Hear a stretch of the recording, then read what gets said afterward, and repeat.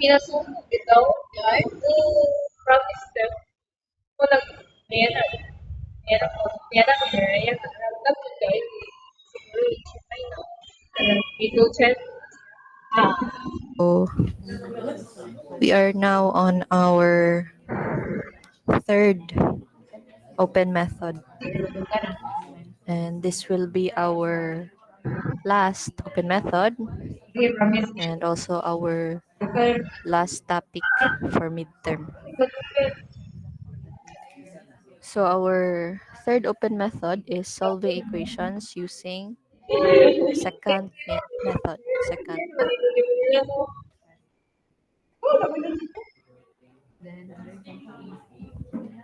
So the second method is another way of determining the root of a function of the form f of x equals to 0.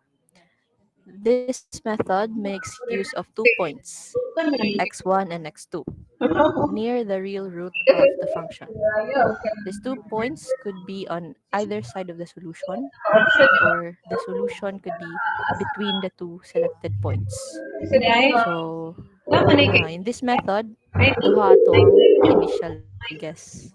So we have two values of initial guess values, and then so since this is an open method, it's not necessary nga ang atong duha ka values nag-bracket siya sa root. So pwede they're both on the right side of the root or the left side, and pwede ra pod og nag-bracket siya. So dili siya necessary ha nga nag-bracket. So a second line is drawn intersecting the values of f of x1 and f of x2. Thus the name second method. The point of the line where it intersects in the x-axis will be considered to be the first estimate of the solution. For the next iteration, the value x2 and x3 will be considered to be the next 2 points. To solve for the value of x3, the slope of the second line may be used. The value of x3 may be solved using the equation x3 is equals to x2 minus f of x2 times x1 minus x2 over f of x1 minus f of x2. The process is repeated until the desired result is attained according to a specified criterion. So, familiar ba mo sa formula? It is the same as one of our bracketing method formula. It's the same as the regular falsi. So they both use a second line.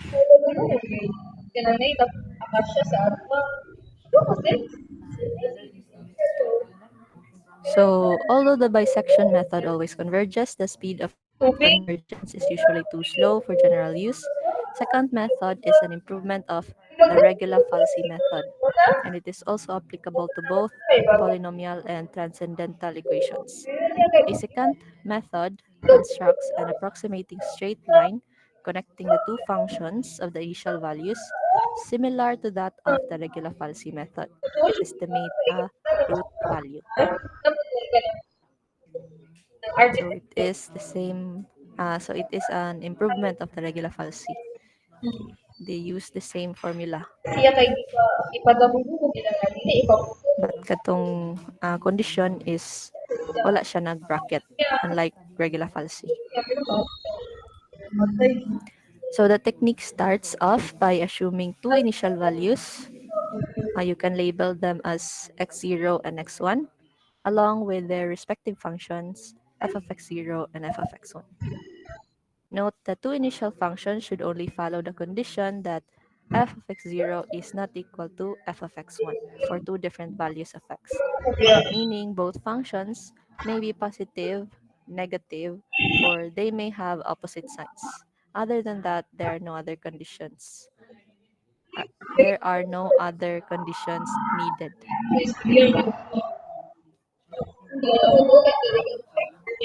Other conditions needed. So some graphical depiction. Okay, so we have our two guess values, x0 and x1. Then ang ilang function Diba? Patay ko.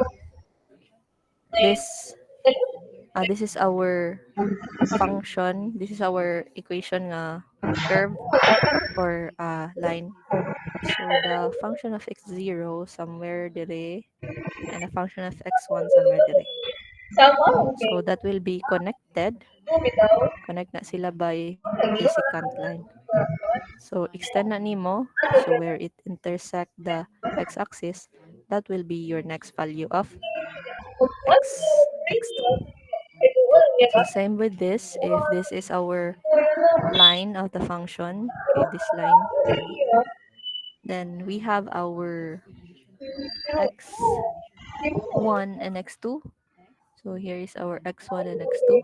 This is the root here. So the function of x1 and the function of x2. So i-connect na sila og second line where it intersect the x-axis. That is the x3. Wala. Ini, naka-screen record pero ni open cam yung tining review sa video. So the iterative formula, Anya, so kanag deriving nag-open it ko, aning is aning just the same with the regular falsi. one-day reflection sa amin. So yes, yeah. So that is similar triangles. So you will arrive at same with regular falsi. You can based on f of you can base it on x1 or on x0. Okay, so Diba? again, ani lang ta. One, let's memorize or remember one formula. Eh, karot? Yeah. Mo? So the terminating condition could be if x of x sub 2 is equals to x1 is equals to x0. And also note that f of x0 should not be equal to f of x1. 70 kapit eh. Yeah, mas dagan pa eh. Imo sa regular. So the iterative formula can be x2 minus x1 x2 is equals to x1 minus f of x1 times x1 minus x0 over f of x1 minus f of x0 or kani.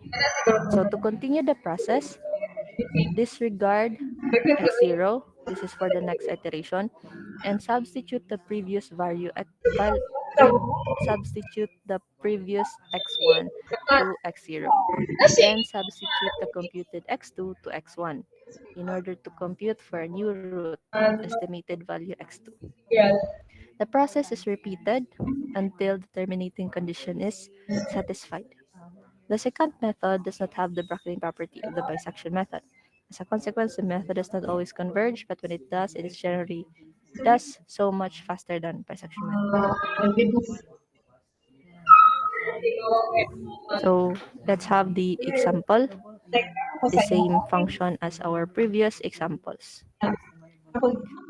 So determine the root of the given function using secant method and tabulate the results. So we have our function that is the same with our previous examples. So assume any two initial integer values as long as their functions are not equal. So we have here our x0 and x1. Our x0 is 3 and our x1 is 4. So the function of x0 is negative 16 and the function of x1 is negative 6. So to solve for x3 or x2 di, so that is x0 minus f of x0 times x1 minus x0 over f of x1 plus or minus f of x0. So the next value is 4.6. So disregard x0 and substitute x1 to x0 and substitute x2 to x1. Recompute for a new value x2. The process is repeated until the terminating condition is satisfied. So the terminating condition is they will all be equal.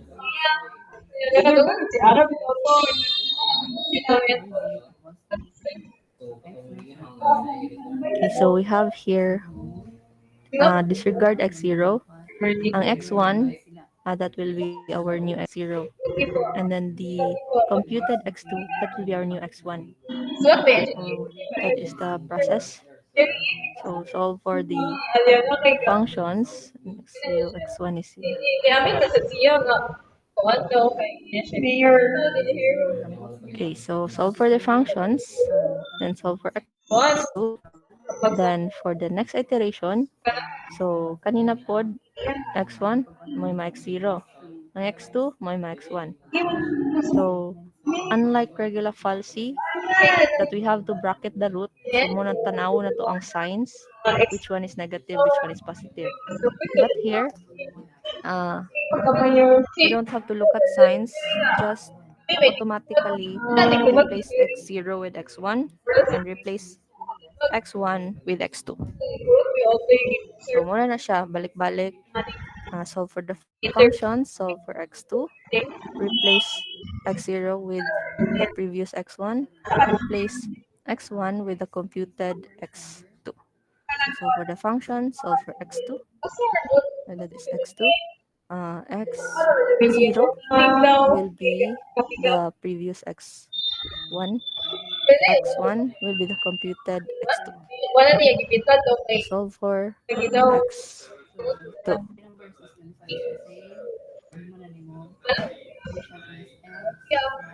So the root for the function again is 4.3069. So that is the root. So if we're going to tabulate the result, okay, so we have here our x0, x1, x2, f of x0, f of x1, and f of x2. So Ayan. Set if you will continue this, kaya mo. we're going to okay kana na. So you will notice kana jud iyahang i-replace. Replace x0 with x1. Replace x1 with x2. Kana. So no need to look at the signs. Automatically replace those value with this. So if we continue pa na, so replace na po na siya. Okay. So muna siya. So next example before I show you an Excel.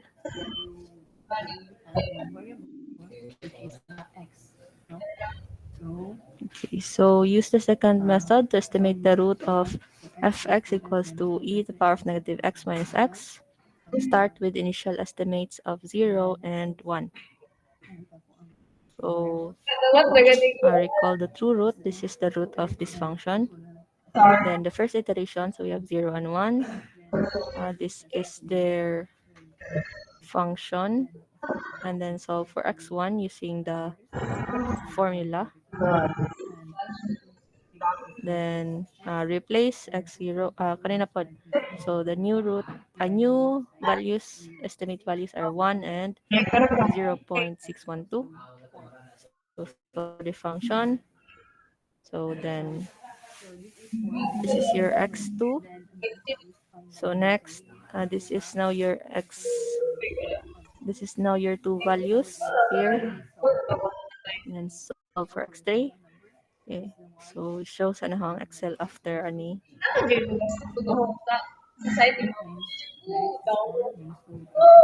So another example.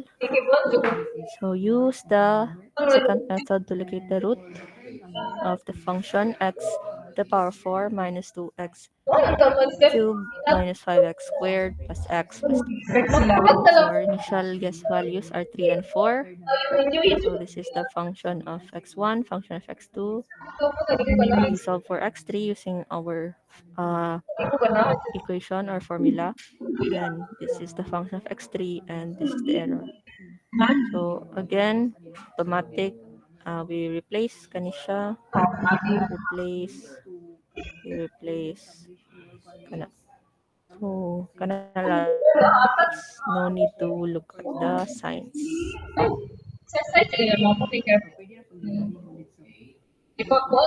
So until our root is 3.350173.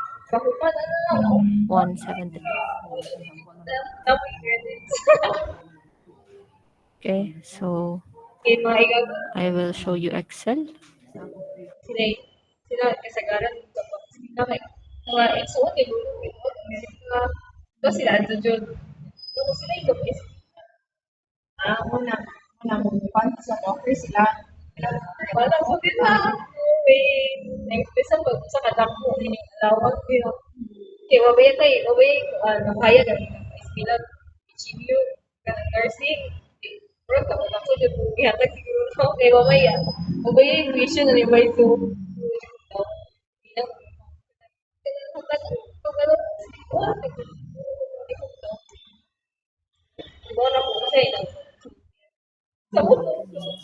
So this is the first example. We have our two initial guess, x0 and x1, 3 and 4.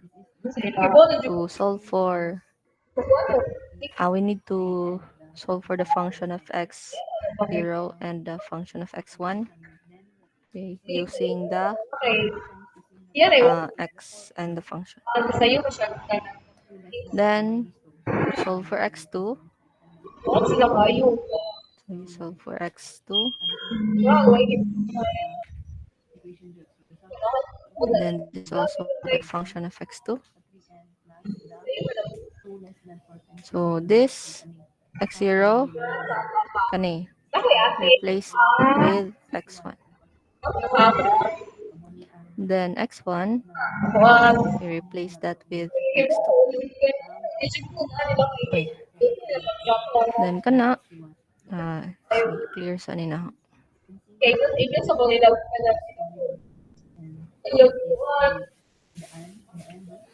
So these values pwede ra na nako dito.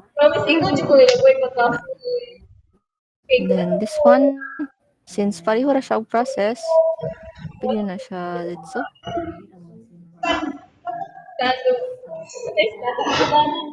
Okay. So, padayon pa ta.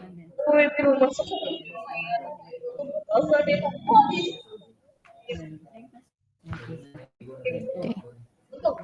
So, until nagkapareho na ang mga values, x0, x1, and x2.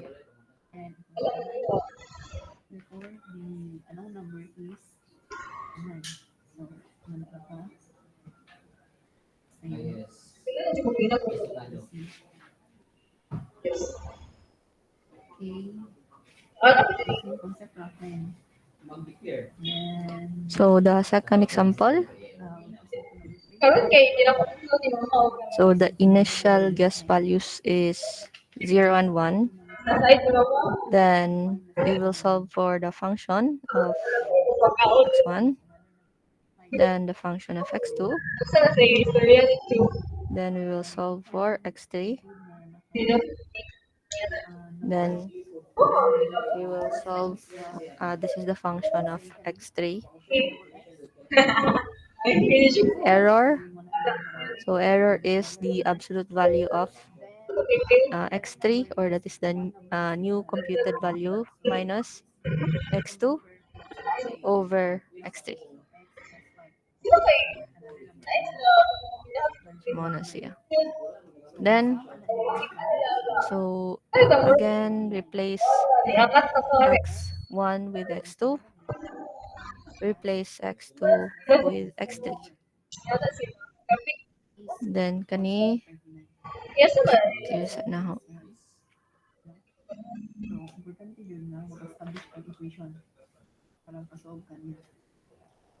Solve for the function and solve for x3.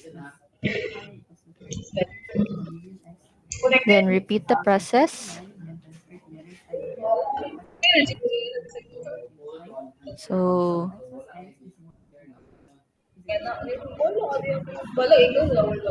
until the x values are almost the same. Okay, so the same ang x values.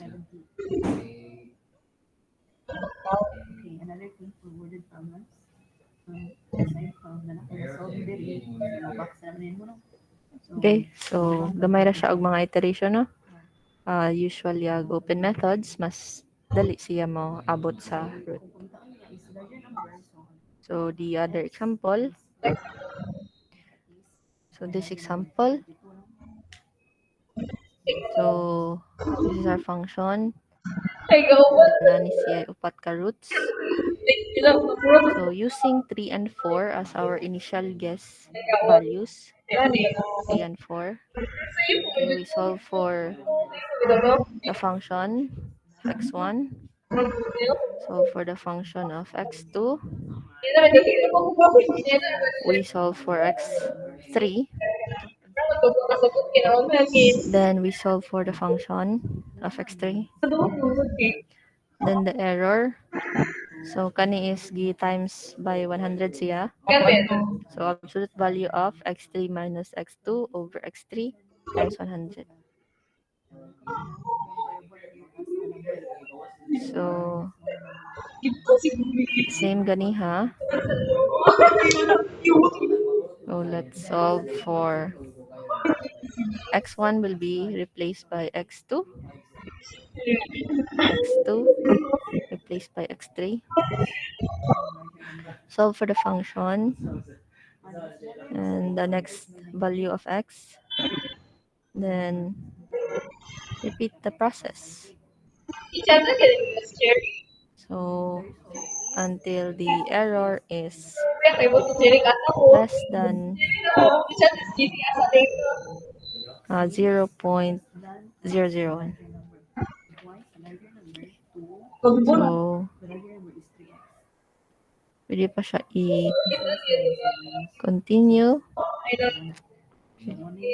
So, until our values of x is pareha na siya. Okay. So, how about the other?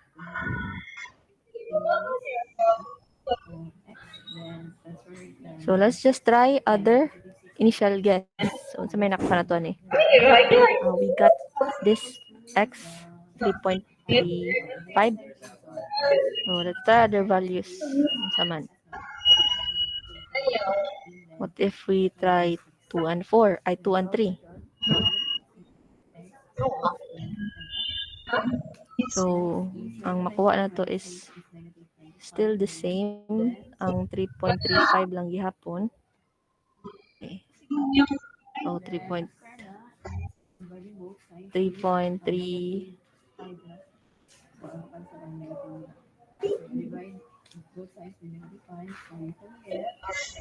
So, 3.35. So, let's try 1 and 2. So, ang nakuha na to is kani 0.67353.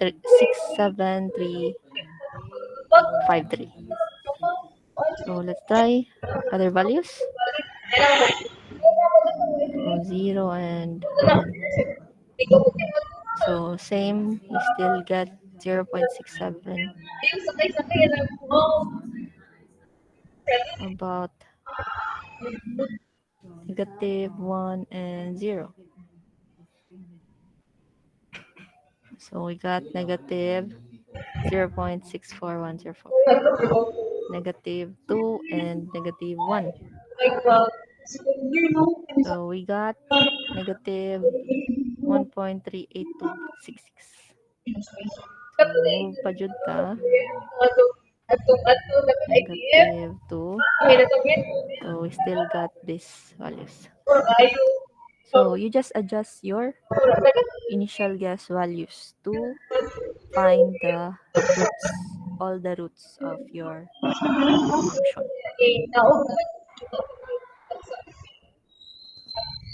Okay, so that is the second method. So, kana siya. So, mas dali ang mga methods, no?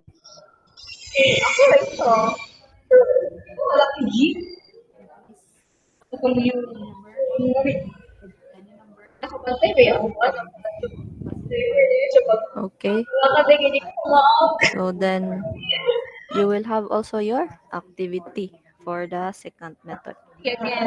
So use any programming tool to locate the root or roots of your function using second method.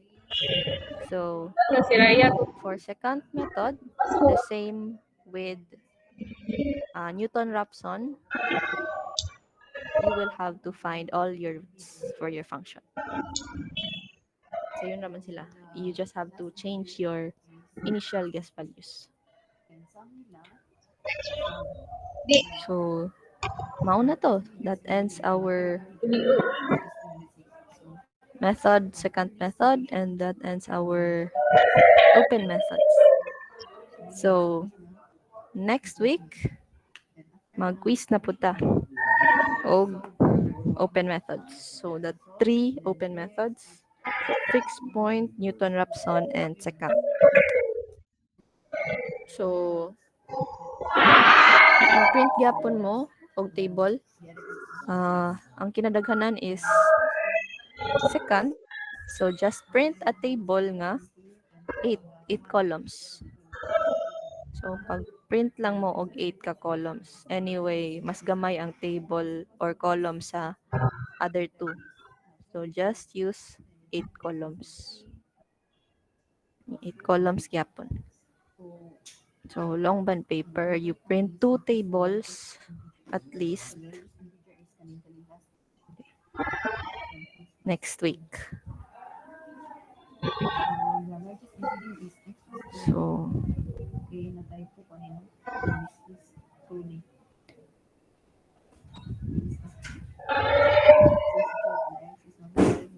okay. Hapit na midterm. So, laray question for second method or for kuan. I will just upload the handout tomorrow siguro. Okay, na pa ko i-edit atong typo. So, anyway, ang activity pa man ninyo karon is the fixed point. So, next week, deadline na po sa Newton-Raphson, and then after that, deadline for the second. And then, midterm na ta. So,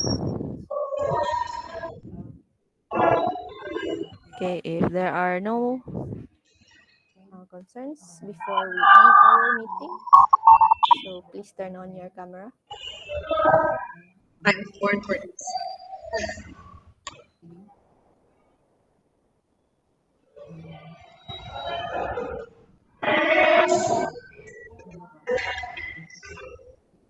Okay. So, sa maning uban?